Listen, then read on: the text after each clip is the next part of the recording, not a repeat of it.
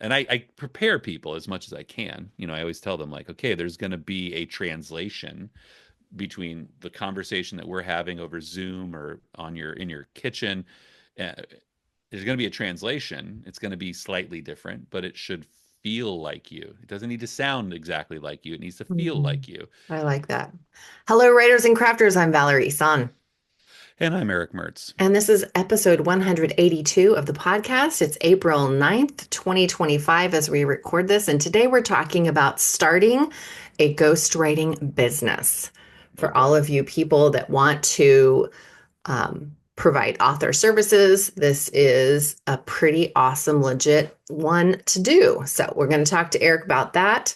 Thank you to our existing patrons for believing in us here on the podcast and on our offline work.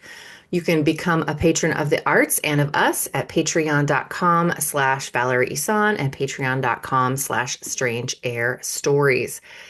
It has been a whirlwind, Erick, since I have seen you last. So much stuff has been It's happening. been a big, it's been a, yeah, I taught Wordcrafters you did. Saturday, all day long workshop on unlocking the heart of your memoir. It was by far the most favorite thing I have ever done as an author, Wow. That's except for saying I a love lot. my retreats.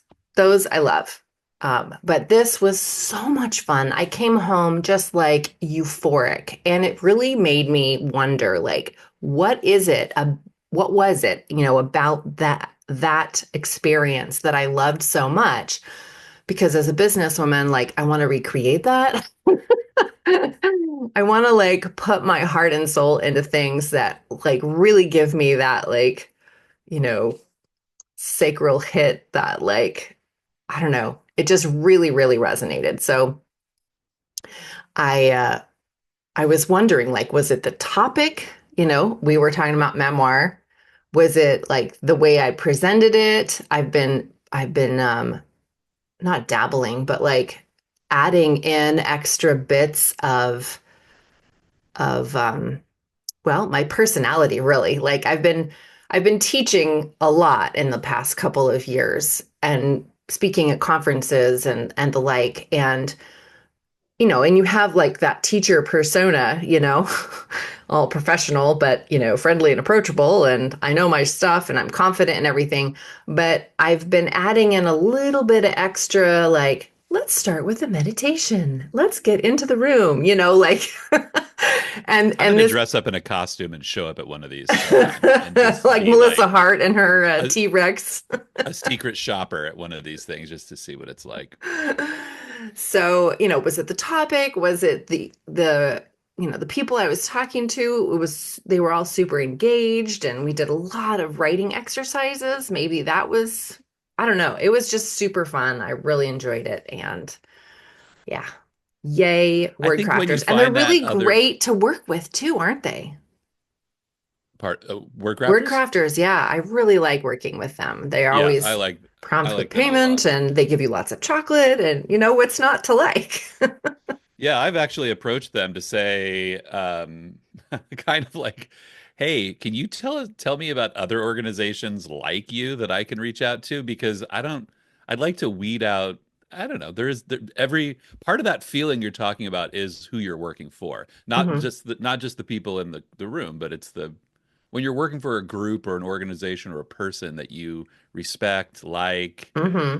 that's in harmony with you, it makes an enormous difference. And we'll talk about that, on the main topic as well, because that's a big part of, author services. Yeah, But yeah, yeah, yeah. It's good to have harmony. it's good to have harmony.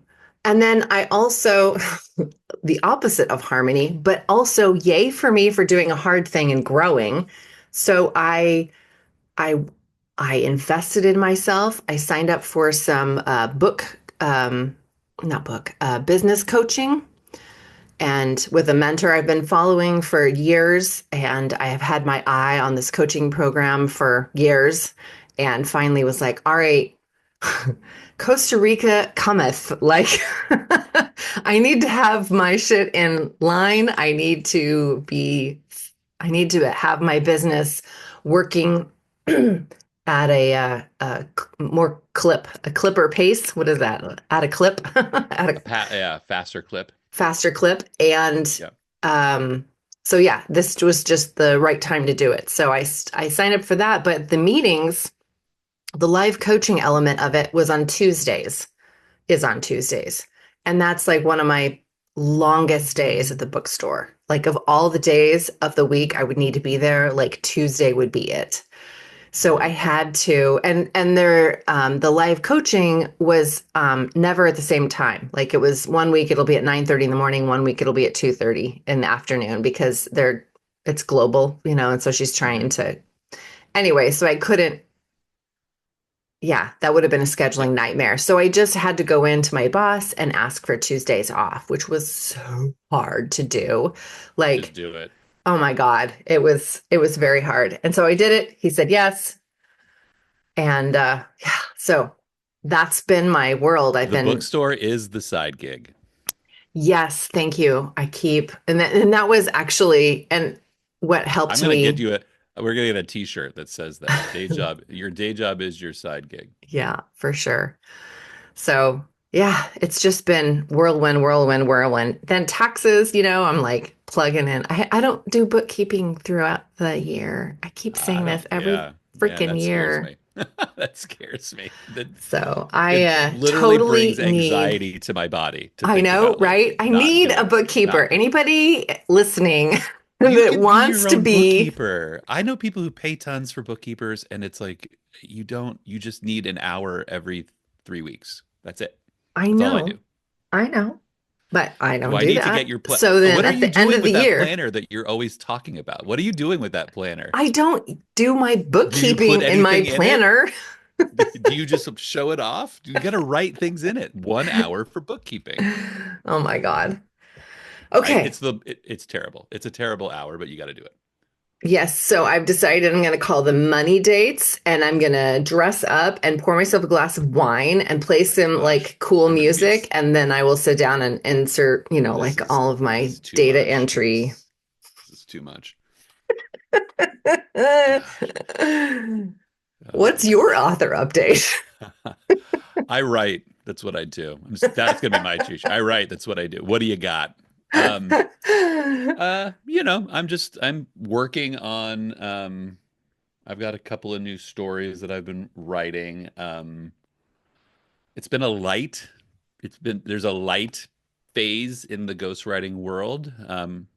So I've been using that to kind of finish some smaller projects. It's been light on the writing. I've been doing a lot of interviewing, which is one of my favorite things to do. But that interviewing period, again, we'll talk about this momentarily, always kind of bleeds over into the writing world because I'm meeting interesting people, and then, you know, their stories help me unlock my stories, and so, the more we get together, the happier we'll be. Um, so What yeah, song is it's been that? Frere Jacques. Yeah, yeah, yeah. I was like, I know Every that's a great. song. I can hear um, it. so yeah, it's been busy. I think, yeah, it's been busy, but it's just there's always this heavy interview period that leads to what feels like downtime, and that's where I'm at. I forgot to say, I also finally got my cover back. It took me, I mean, I am embarrassed to say, like a year or something to order this cover and get it back to me. My first memoir, when I guess 2 years, when I published my last memoir 2 years ago Mm, now, it's dang. been a while. Um, it I I redid the front and back matter of the first memoir, putting the chapter one of the second memoir in the back of the book of the first memoir. Does that make sense? Yep. Okay. So that made my spine size change. So I needed to get a new cover because it didn't fit anymore. And so all this time, my first memoir has been unavailable for purchase as a paperback Right. because it's not. Yeah. So finally, I got that back from the cover designer. So yay, I'm going to be able to put That's a that big back one. up for Yeah, sale. that's big. That's big for me. Yeah. Yeah, yeah. Okay, what are you Well, reading? those little things though. I You're know. talking about those little things that feel like they take the life out of you. Um, what am I reading? I'm reading The Woman in the Dunes by Kobo Abe. Um, it's I've been really into reading a lot of Japanese manga, a lot of horror manga. I don't know what is so attractive to me about it. I think I've talked about it before. There's something very fun about the Japanese aesthetic when it comes to speculative horror storytelling. And so this is though Kobo Abe was like a surrealist from the 60s, and it's just a really weird, capital W weird book. Um, and I don't know what to make of it. So it's a just capital Is W this weird. a good thing or like Yeah. what kind Oh of a yeah. review is Yeah. this, Eric? I love it. But it's like it just starts with like, there's a woman in the dunes and she's in the sand and it's but that's what's interesting about, Japanese surrealism is very, very much like, presents a weird scenario and then just gets weirder. That's the kind of aesthetic. And so it's a fun, challenging story to read. I don't know if I'm selling it. Pick it up. It's good. It's really good. Yeah. Well, I am reading Broken Open by Martha Gies. That's what you had dis figured that she probably That's what pronounced I'd it. say. Yeah, that's what you say. So I'm reading that in preparation for a author event that I'm interviewing her for.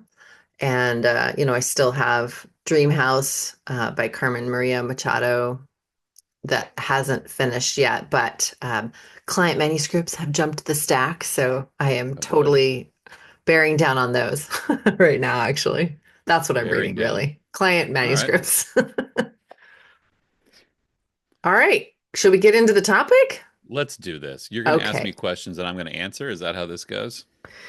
Unless you have, yeah. I mean, Yeah. it's a It's the fascinating author service, and when Yeah. someone is trying to diversify their income and have another stream, as an author, that means, usually editing or maybe cover design if you are awesome at that, and You are awesome at it. Yeah. and Yeah. So ghostwriting, like there's really not or book coaching, like what I do, but yeah, it's an okay. I'm gonna lean on you to ask me these questions because this is one of those things. It's like the old parable of the elephant, It's mhm. like if you grab wherever you grab the elephant defines what you think the creature looks like. And I, when I think about what I do, it this will sound really odd, but it's like it's all dependent on when like Tuesday morning it's a different job than Thursday morning and Sunday night, and like it's a different thing all the time. So Okay. So yeah, let's do it in two separate sections then. So first, as a client, well, no, I don't want to say that as a client. I immediately go into skeptical mode as soon as you say that. I'm like, what do you want? No, what I meant was like, okay, the job for you itself, and then like if you were starting a new business, if you're coaching someone else to start their own ghostwriting business. So those are the two sections. So Sure. what is, and just for people that are, thinking of maybe doing the ghostwriting business, like what is it actually going to entail for an author to do? Like what's the Right. process that you go through as a ghostwriter when you are first contacted by a client all the way to one and done? Yeah, so it's easier. I'll do it kind of a sandwich style, describe the bread first. Like at the end result is a finished manuscript of variable length and medium, um, according to client specs. Like that's the end result. Without credit, that's ultimately what you produce. You produce whatever the client requires, and you turn it into them so they can publish, distribute whatever that is for them in you don't receive credit. That's the key to it. Otherwise, you're sort of it's not ghostwriting. Um, the so that's the that's one end of it. That's the finish. In the beginning, it's the client approaching you with that project, right? And so where that gets, where the work starts is the client defines the project to you in that first phone call, email, uh, and it's really kind of up to you to figure out what the client wants because more often than not, no matter what my website copy says, what the client is asking for is usually a beat off of what they actually need. Like, for an example, someone will say, I need an editor for a screenplay. What they're actually asking for is a rewriter, someone to come in and, sort of diagnose it, analyze it, rewrite it with them for them. Um, so you'll get this, your first inquiry is usually, and this is not me being snarky with clients, they just don't know the language. Hmm. There's a language gap in like even experienced writers, who maybe have written a book or two or have, researched a screenplay. Um, there's a knowledge gap in what they're looking for. And I do like I spoke to someone on Monday night and this woman was like speaking the language. She knew the jargon. And that's great. That's helpful. Um, but by and large, the first thing you're doing is educating that client on what they're looking for. And I try to be very industry standard with them. Like I don't you could coddle that person, but it doesn't prepare them for what they could encounter after you. So I try to be very like, okay, this is what you're looking for. You're looking for, and I try to coach them on language right off the bat. And I also do that. I also encourage them and to use that if they're going to go interview other ghostwriters, because that's where I think a lot of ghostwriting goes wrong is, you know, they don't, if people don't know what they're asking for, And then you they, have a free resource for your clients too, or your potentials yeah, on how to hire a ghostwriter that includes all of that information. So do you often point them probably to needs to that be direction? updated. It needs Most to be people, updated. most people find it. Like Okay. I think a lot of people call off of that book. Mm-hmm. Mm-hmm. That book I've made more money off of than any other book I've ever written. Nice. It works really well. But yeah, I wrote that and put that out there because look, that first interview defines how the project goes. And I can't think of a time when my first instinct for a client was proved wrong, because that first interview really tells you who they are, what they know. And so I wrote that to prepare people for that interview. Like, what you need to know to get the best thing. I came to this business I came to doing my own business through working for other subcontracting through other companies. And not again, I don't mean this to speak ill of my colleagues, but there's a lot of people out there who are simply looking for maximum dollar, do not care about quality, couldn't care less about client knowledge. And so part of my, business plan was to be a little, I don't know, a little more sweatpants than business suit and try to give people, a little more, personal approach. I want to Mm-hmm. be, I want to be the public library, not, the National Archive or something. Like I just want to be approachable. So Mm. that's how I did that. Okay. So once you have kind of decided together, you and the client, that this is the project that it's going to be, and you say, yeah, that's something that I could help you with, then what? Do you After, talk well, money there or I talk money first. Not before you first, but decide on the project? well, I let people know what the potential scope of, costs could be. Like if we're doing this, it's this. I let them know what the costs are early on, because the longer you go without talking about money, the more susceptible you are to the client that wants to work and trade for credit, and that's just not something, I can do. Hmm. Um, so I'm not doing collaboration. So once I say, hey, client, this is going to cost, let's just throw out a number, $5,000. It's going to be this, that, and the other thing. Here's, this is the scope. Then we do a non-disclosure and contract that uh, formalizes the whole thing. I split every payment. That total is usually split into three, um, because there's some natural benchmarks. When I make benchmark, when I create a contract, um, I never do monthly things. I never do, um, just kind of pay me when you can kind of things. It's always that client pays me in exchange for something. Mhm. So the first payment is in exchange for a signed contract. The second payment is usually in exchange for a completed and agreed upon outline. And that third payment is usually in exchange for a completed project.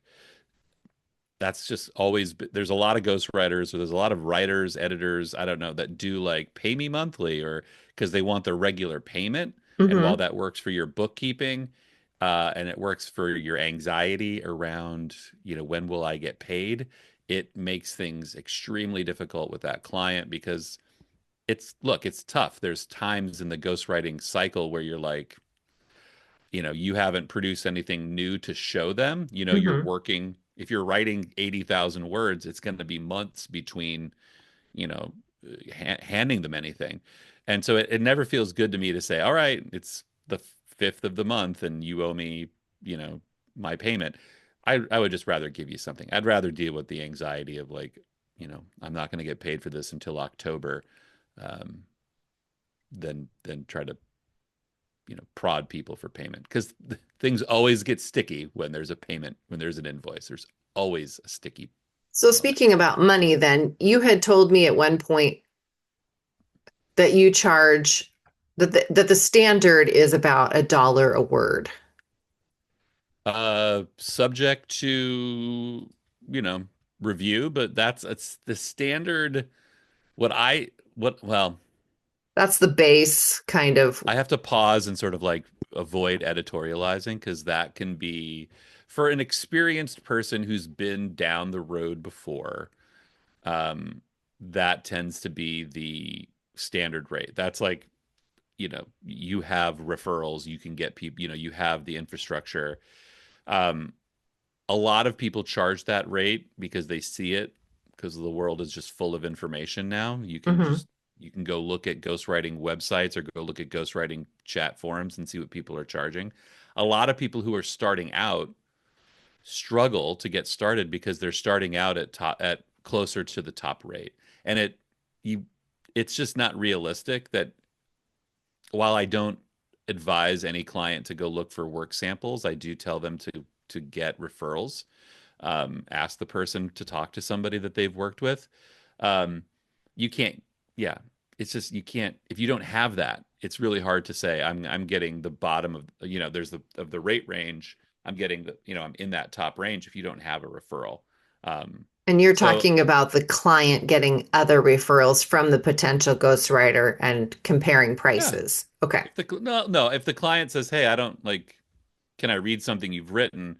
I always steer people away from that, because it's too subjective, right? If Okay. you've hired me to write a business book, and now, this other person is trying to hire me to write a memoir, uh, it doesn't help to give them the business book, because then Right. they'll be like, Right. so it's a little easier to say, why don't you, I always tell people the most important thing you're looking for in interviewing me is a rapport. Do you feel like you could talk to me about things that happened in your life? Do you feel like you can talk to me about, the day you lost your mother, or the day, like, can you talk to me about those things?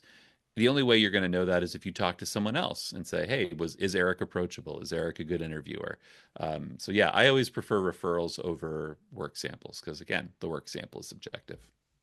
It doesn't like I represent just your wanted to judgment. clarify on the pricing because you were talking about an 80,000 word book and then $5,000, which is not. So like, yeah. So like, just for a simple number, but 80, yeah, like if it's a 80,000 word book, your range, you're kind of starting at $1 a word. Um, there's some variation in there that would, we could go into detail on, but in general, $1 a word gets you going, and that's finished word. So a lot of people balk at that, because they're like, well, you're going to do two drafts of this. That means I'm paying $1 a word and then $1 a word. I wish Yeah. it was like that. That would be great, but it's not. Yeah. Um, Okay. and then, So, oh, sorry. no, I was going to say that you can work around, uh, I scale down if someone has, for example, if somebody's bringing to me a completed outline, if someone's bringing to me a lot of upfront work, it can be, I have to look at it first, but it can be advantageous to cost if they just say, oh, you've got an outline, we can do it for 80 cents a word, or you've got an outline, and some detailed structuring, let's do it for 75. So um, but if I'm making it up as we go along, if I'm interviewing you and I'm creating an outline and I'm doing all that work, yeah, $1 a word. Okay. All right. So then shifting to starting your own business then. So as an author, here I am. I'm like, all right, I need another side gig. I know how to write. I'm pretty great. I can talk with people. Maybe I should try this ghostwriting business thing. What do I do? Ask that question of yourself about 73 more times before and make sure you keep getting to yes, because that's not even a joke, really. Um, it I think the first thing you need to do is you need to ask yourself, like, where does my own writing fit into this equation? Mm, Um, that's always I, been my biggest question. yeah, and I know some people who balance it. I certainly balance it, but it is like, you're on the high beam and you're always adjusting. You're in the high beam in the wind, right? The balance is never the same. One week, I don't get anything of my own work done, and then the next week, I like this week where I'll have a lot more time to do what my work. So the first question I would ask myself is, like, how do I see myself as an author surviving through this? Like, am I going to be able to carve out the time to finish my book? Am I going to, the other question I think you have to ask yourself, well, the other reality you have to come to grips with is this is not a path to conventional writing success.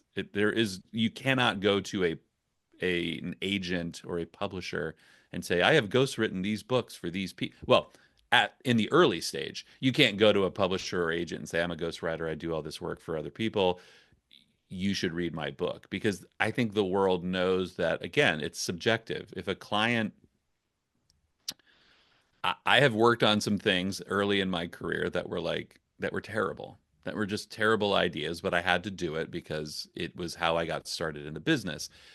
I had to say yes early on because that was how I established myself. That that is not an indication of quality, or it is professionalism, but you're always subject to what the client wants, and so it just doesn't translate to the publisher, the agent that you're looking for. I'm not going to say that it doesn't help you groom a professional sense in yourself that you can then bring to the table when you meet with editors, agents, managers, those kind of things. But by and large, like, you go sit down with your agent of choice and you say, I'm a ghostwriter for all these people. They're going to say, what do you have? It's still Right. the same. You're still answering the same question. So, um, and the other thing too is, like, if you're going to have a conversation with yourself about it, this is all mindset. I mean, this is a lot of what we talk about.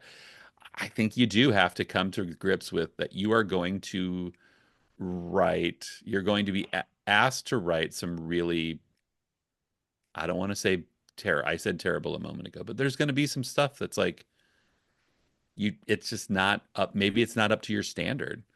I mean, I remember a screenplay really early on that somebody paid me my rate to write, and it was just a a not it was not a sellable or executable movie idea. And however much I tried to steer the client towards a more viable project, I guess that's a word, they didn't want to hear it. They believed that this was the idea. That's hard to do. You sometimes have to sort of, like, I don't want to say just like, kind of shut up and do your thing, but that's what it came down to with that client. I mean, he just would not take no for an answer. Like, on some things. I kept telling him, like, this is not a compelling story unless we do these things. And he's like, but I want it this way. Hmm. I haven't seen or heard from that person again. And I suspect that he understands why. Um, but then therein lies like another challenge in it is that, like, you want happy clients because happy clients leave good reviews on your Google page, or, they provide good referrals. But sometimes like it's just this the project is not sort of aligned to get that good, that kind of So, are good you score. suggesting then that the mindset you need to check yourself with, or whatever, like how the question then becomes, how do you write something that you don't want to write? And then are you willing to? And I And think that and what are conversation your happened. boundaries? Like I'm not going to Yeah, your write, creative boundaries. horror, or I'm Yeah. not going to write Well, you can rape say that up scenes or front. whatever, You can come out and say, I've said that. Like, I'm not going to write anything mean-spirited. I'm not going to write anything. I've worked on a half a dozen horror stories, and none of it has ever been mean-spirited or, vengeful or offensive. It fits into, I mean, you might find horror movies offensive. That's, it's a subjective genre. But like I've never done I Spit on Your Grave or anything like that's, truly offensive. That boundary you can have early on. The boundary that I'm talking about is when you're hired to do this. Like, right, okay, right now I've got a new person that I've been talking to about working on her um, this pilot episode for a TV series she wants to pitch, and I could very well say, Jane, this was probably more sellable. It's probably more sellable if we did these three things throughout the series of the story. And she might say, nope, this is based on my life, and the character based on me would never do that. And so, therefore, we have to do this. Now, I might know that Jane's belief is limiting, and it's going to potentially, in my opinion, inhibit her marketability. hmm But Jane is writing the check, and Jane is ultimately driving the vehicle. So I have to, and I'm always upfront and say, look, there's a lot of ways to do this. This is just one of them. I think this is a better option. Um, but if we're going to go the other way, let's figure out a way to make the other thing work better than, work best. There's a lot of that, especially in things like screenplays. Like, if you're a screenwriter, I think you live in that world where, like, the producer is telling you to, like, make something work, and you're like, this is terrible, but it's just part of the business. um this is just further down from the real business. You know So, if a Hollywood director had a project and said, look, we got to get this on the screen, and we have to make it work. uh that's one thing. Like, but when a client who's just calling you off the street and who doesn't know the business is telling you to make the same thing, it feels a little more dubious, if that makes any sense. so I want to go back. We didn't mention during your process as a ghostwriter, after you've decided on the price and everything, and you've signed the contract, now begins the interviews. So during the More or less. interview process,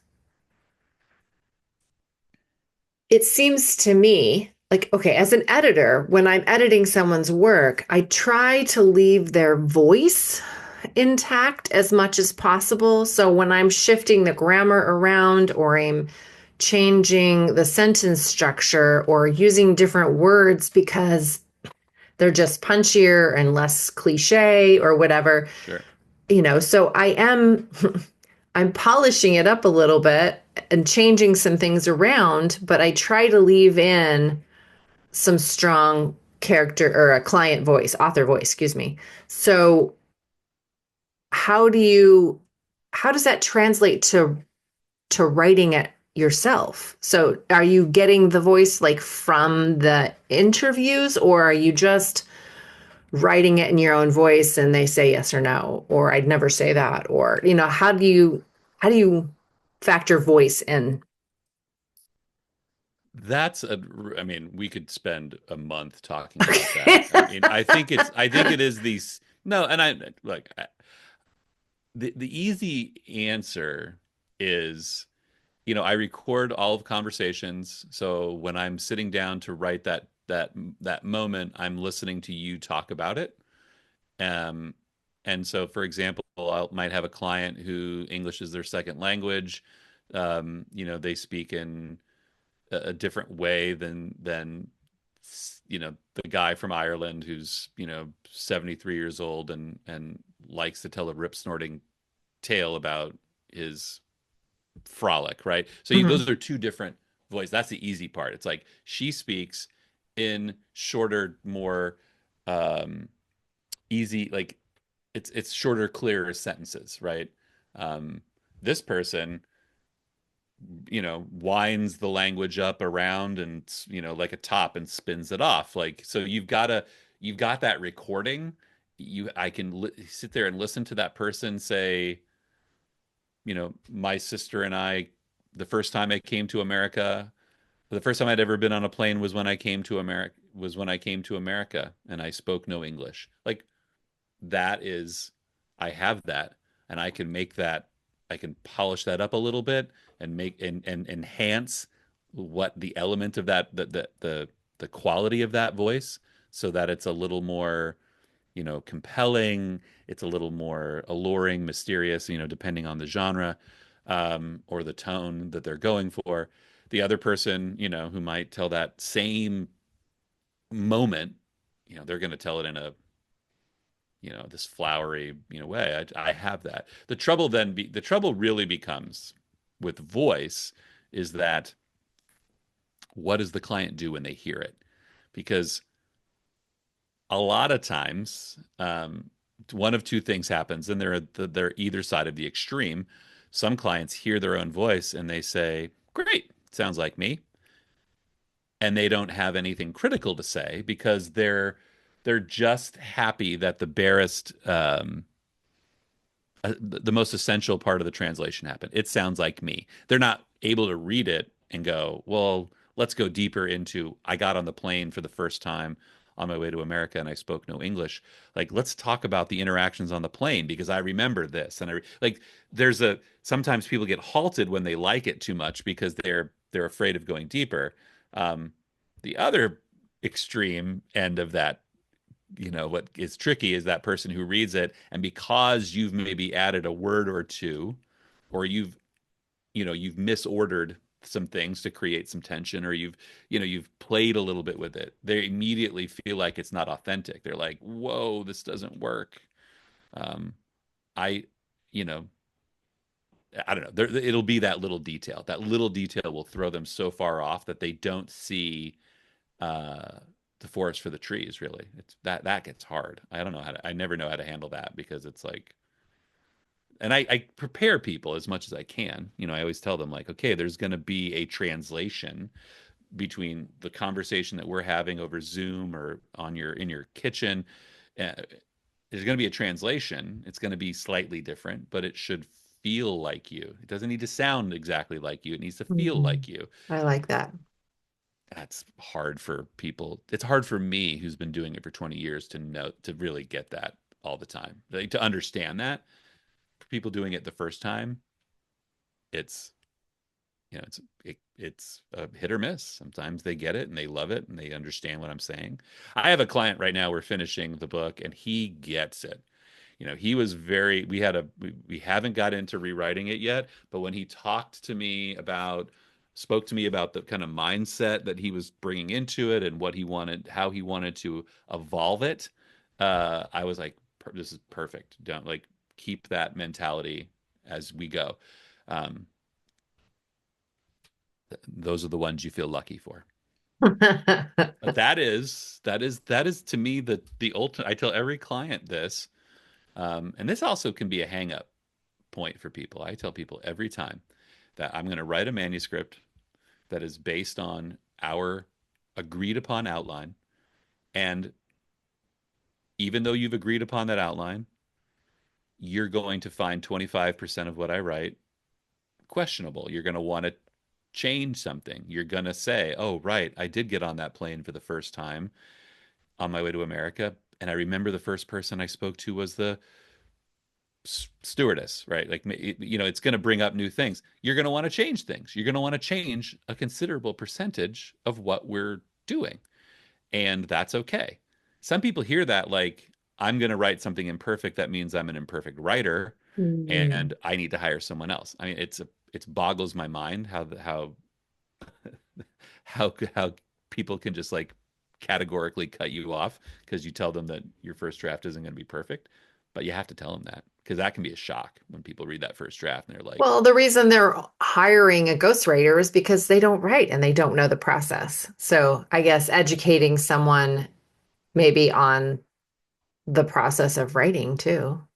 yeah, there's a lot of, I mean, I think that's what distinguishes me. If I were to say, like, I don't know, I have a friend who is out there kind of like interviewing and always looking for new ghostwriting opportunities, and he's always telling me what the competition is like. And I do think if anything distinguishes me, it's the, I don't know, I just say like it's a commitment to the client understanding what they're buying instead of selling them what I want to give them. It's this education, and it's probably cost me a ton of money over the years because I'm just not I'm not selling it.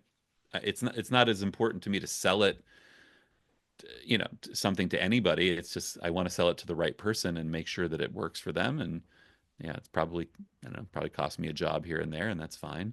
Um, yeah, So, I can what live with it. tips and advice would you give someone that wanted to start this? After they've asked those questions, they know they want to do it. They're like, yeah, this is it. I totally want to do this.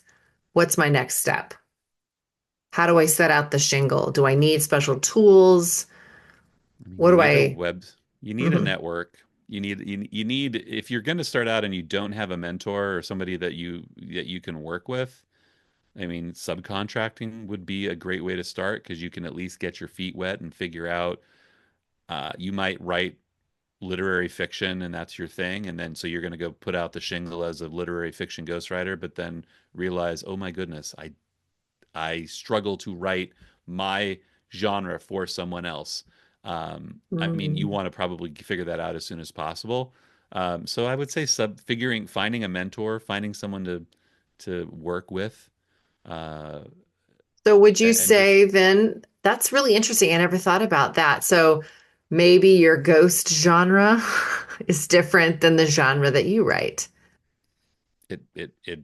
it will probably be. I would say Really? that's probably yeah. I would say Wow, really? like I think that there's, I don't know. I would love to talk to anybody who feels the same or different because in my experience, it's like, the things that I are closest to home for me, I feel most protective of. And so when I'm doing those things, like I work on these horror scripts for a guy, I've been doing it since the beginning. He is a return client. He's probably hired me 8 or 9 times in 20 years. I mean, he's just actually way more than that now that I think about it. Um, he writes in the same genre that I write in, sort of like lightly frightening, speculative, tinglers. Uh, it's really hard for me to write for him anymore because it's just too close to home. It's hard to do it in an efficient way because then I'm spending a lot of time being fine with it. I'm spending a lot of time um, getting too close to it, and I'm not able to treat it like a product. Okay. One of the most successful people I've ever met in my life made millions manufacturing clothing, but the thing that he liked to build in his passion for building was cars, engines, engineering things. And so I always think of him as like, and it was easier for him just to make manufacturing clothing his business and to be just like objectively like, let's get as many jackets off the line as possible and do it as efficiently as possible. Um, he probably couldn't have done that if he was working with cars or engines, things that he liked to do, because he might be a little more like, take that extra loving moment that makes it less efficient. And you got to be efficient. You have to be efficient. You have to be able to say, I am turning this book in on Friday, and I can't sit here and hem and haw over it forever. You have to have some efficiency. So I'd say find a mentor. Hmm. Mentors, it's important. I would say if you at all possible, start with some element of the story. Like, it would be great if you could figure out how to do it where you're not doing the whole, you know, bringing the client into the door, education and contracting, interviewing, outlining, writing, rewriting. That's a lot. I would say if you could find some way to do a piece of those things in an individual project, you'll kind of figure out your rhythm. Like I have a Hmm. someone that I've worked with for years, they do the rewriting and that's how they figured out what they do. Like they got their rhythm by like taking that first draft and those notes and executing it. That's how they've got their rhythm. That's how they figured out what they were, what they like to do. Um, so yeah, if you can figure out a way to piece your way into it, uh, it probably would be best because again, it's a big task, and it's hard the first time to look up at the whole mountain and Hmm. know how to climb it. It's just it's there's a lot of strategy, and it all fits together too. That's the other part of it too is, like right now I have a client that's reviewing their manuscript and he's going to take some time getting back to me. I've got someone that I'm doing the interviews with. Um, I've got somebody that I'm kind of triaging because they're having, feelings and doubts and, they're kind of on the fence. I've got another person who I'm kind of figuring out what the project is. Like you have to know how to juggle all those things because it's incredibly hard to have two projects in the same phase, to be Okay. interviewing two people at once or to be writing two books at once, or so you have to know how to like be an assembly line. And and I imagine that comes like you're learning the business as you go almost. So if you start out subcontracting, doing bits and pieces of it, garnering, some confidence and skills, and then you add, the next piece. Oh, now I'm going to interview. Okay, now I'm going to like, negotiate price. Okay, now I'm going to fit it all together. Okay, now I'm going to take two clients at one time. Okay, now I'm going to, it seems like it just sort of grows with you as you gain your skills. Yeah. Yeah. I mean, I think when I started, I was taking assignments from big companies. So I never had to do the onboarding thing. I never had to do the Hmm. contract. I never had to do any of that. Um, and then as I was getting good at the interviewing, writing, the client servicing uh, element on that end, I started getting work through my site, and then I learned the whole thing from that end. And so, yeah, you really I mean, I think if you had no other occupation and you had just the time, I think if you were just do if you weren't fitting this into something else, I Hmm. think you could take a client from beginning to end. You just have to have a lot of space to figure that out. Um, so yeah, but I think if you're trying to fit this in with other things in your life, it's probably like best to do it piece by piece. And I would say the last thing is I would find resources like communities and join them, be a part of them, and I would go at that with a an enormous amount of skepticism because I think there's a lot of forums. I'm a part of like multiple forums in this business, and I would say half of what I hear people say is BS. Like there's just a lot of BS. Um, there's a lot of people who are, you know, and especially around money. I would say like I would go into forums trying to learn the business and trying to learn um, client servicing and where to find clients and effective tools for being efficient in the actual work. But if you go into those forums and you take anything people seriously say about money, you're do that at your own peril because I think there's a lot of just people saying what they want Hmm. people to hear. They want to present as that, oh, well, I get $2 an hour and I only work with clients who are. That's not true. That's not true. I assure you that's you would take half of that and you would take anything because it's not there's a lot of work out there, but the ideal client is rare. Hmm. So I would say like, yeah, I would say learn to read between the lines when you hear other author service people talk about money, because there is almost always an element of fiction in that. I'll, I like that you've ended on another t-shirt. Learn to read between the lines on forums. Yeah. Yeah. Well, it's just not, look, it's not a service like you know, when you pull up to get your car worked on and you look at the menu and it says, you know, oil change, you know, 14-point oil change inspection, $129. You know exactly what you're getting and what it costs.